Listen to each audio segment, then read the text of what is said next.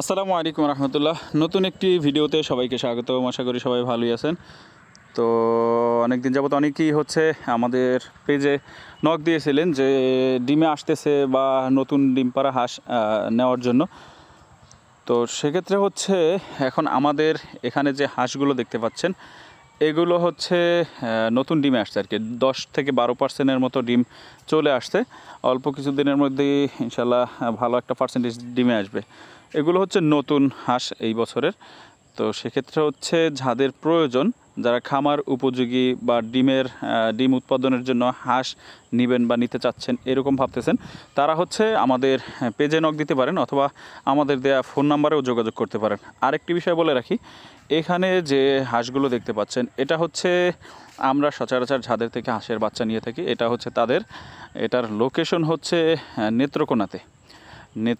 যাদের প্রয়োজন তারা সরাসরি খামারির সাথেও কথা বলতে পারবেন অথবা দেখা যায় আমাদের পেজে নক দিলেও হবে।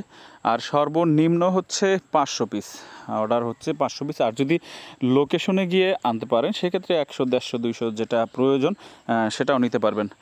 আর দামগুলো আলোচনা সাপেক্ষে। দামের ক্ষেত্রেও যারা অল্প পিস নেবে আর কি, 100-150 বা খুচরা নিবে, তাদের ক্ষেত্রে দামটা একটু তুলনামূলক বেশি পড়ে। আর যারা 500, 1000 এরকম নেবে সেক্ষেত্রে দাম কিছুটা ডিসকাউন্ট আছে বা কমেও রাখা যাবে।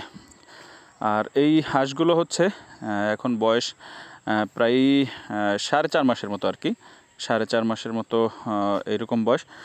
সেক্ষেত্রে দেখা যায় অনেক সময় অনেকে অ্যাডাল্ট হাঁস নিয়ে থাকেন, অনেকে বাচ্চা তুলতে চান না। দেখা যায় যে নেওয়ার পরে কিছুদিন পর থেকেই যদি ফুল প্রোডাকশনে থাকে বা কিছু সামনে যেহেতু শীতের সিজন আসতেছে, ডিমের একটা ভালো চাহিদা থাকবে, সেক্ষেত্রে এই হাঁসগুলো আপনারা সংগ্রহ করতে পারবেন। আর ডেলিভারির সিস্টেমটা সরাসরি খামারে এসে যদি নিতে পারেন সেক্ষেত্রে ভালো হয়।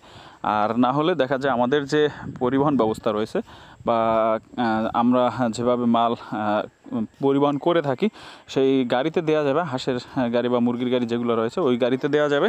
সেক্ষেত্রে পেমেন্ট সম্পূর্ণভাবে ব্যাংকে পরিশোধ করতে হবে আগে, তারপরের দিন আপনি মাল পাবেন। আর যদি সরাসরি খামারে এসে দেখে শুনে নেন সেক্ষেত্রে যদি আসার পরে এখানে ব্যাংকেও প্রদান করতে পারবেন অথবা নগদ প্রদান করতে পারবেন। আর লোকেশনটা আবারও বলে রাখি, এটা নেত্রকোনা। আর এগুলো মুক্তচরণ পদ্ধতিতে লালন পালন করা হয়। দেখা যায় খাবার যে দেখতে পাচ্ছেন দেওয়া খাবার মোটামুটি দেখা যায় মুক্তচরণ পদ্ধতিতে যদি হাঁস পালন করা হয় সেক্ষেত্রে খাবারের পরিমাণটাও কম লাগে।